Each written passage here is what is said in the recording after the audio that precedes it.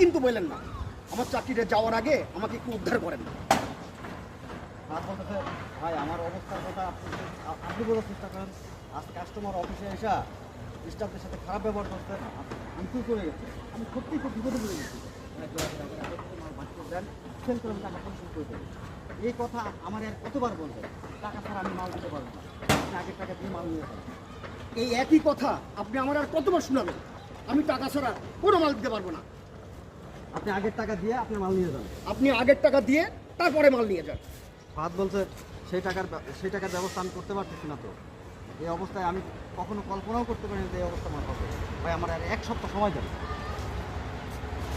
আপনি বলেন যে এরকম এরকম অনেক সপ্তাহ গেছে, কোম্পানি থেকে শুনবে না, কোম্পানি থেকে আমার চাপ আসতেছে।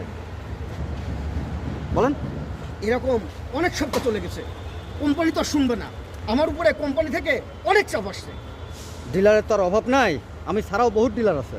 ডিলারের তো আর অভাব না ভাই, ডিলারের তো আর অভাব নাই ভাই। হাত এত উপরে ওঠেন না।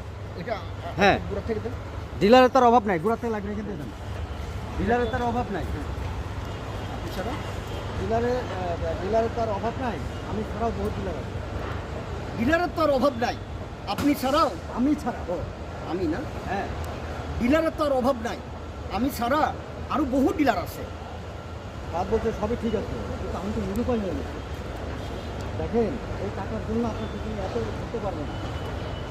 আর যদি টাকা না দেন বলে দেন, আমি সেটা দেখেন ভাই, আমি সাপ বলে দিচ্ছি আপনাকে, এই টাকার জন্য আমি আপনার পিছন পিছন আর ঘুরতে পারবো না। আপনি টাকা দেবেন কিনা সেটা স্পষ্ট করে বলে দেন। আর যদি টাকা না দেন তাহলে কিন্তু ভাই আমি মামলা করতে বাধ্য হব। সবই ঠিক আছে। তখন বলতে আর কিছু ভাবতে পারছে, তাহলে আমার আর কিছুদিন সময় দেন, এছাড়া তো আমার কোনো রাস্তা নাই। না ভাই আর সময় দিতে পারবো না, আজকে আপনার টাকার ব্যবস্থা করা লাগবে। আমি আপনার জন্য চাপ দিতে পারছি না। না না ভাই, আমি আর আপনাকে সময় দিতে পারবো না। আপনি হয় আজকে টাকা দিবেন, আপনি আজকে আমাকে টাকা দেবেন, আমি চাপ দিতে